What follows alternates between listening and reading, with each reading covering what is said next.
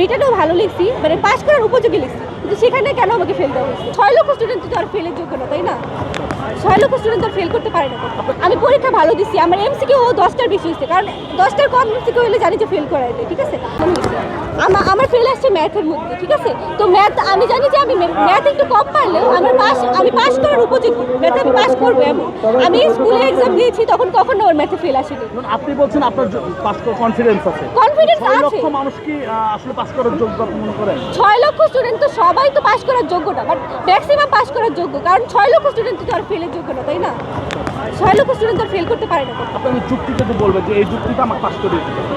এই যুক্তিকে পাস করে দিতে হবে বলতে গেলে যে আমি পরীক্ষা ভালো দিচ্ছি, আমার এমসিকিউ 10টার বেশি হয়েছে, কারণ 10টার কম এমসিকিউ হলে জানি যে ফেল করাই দেয়, ঠিক আছে? কিন্তু আমি ম্যাথ এক্সামে রিটার্নও ভালো লিখছি, মানে পাস করার উপযোগী লিখছি, কিন্তু সেখানে কেন আমাকে ফেল দেওয়া হয়েছে?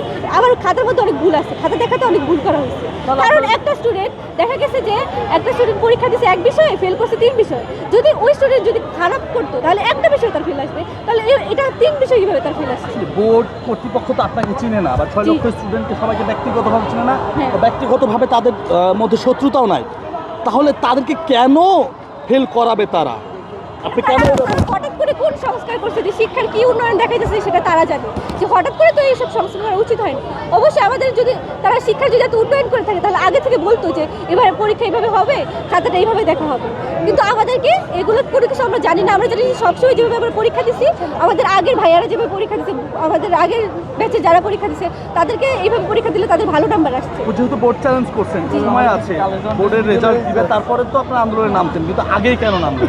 বোর্ড চ্যালেঞ্জ করছে, ঠিক আছে, বোর্ড চ্যালেঞ্জ তো অনেক স্টুডেন্ট করছে, তাহলে সবাইকে যে বোর্ড চ্যালেঞ্জ করলেই যে পাস দেওয়া হবে এটা তো কোনো কথা, মানে নিশ্চয়তা তো নাই।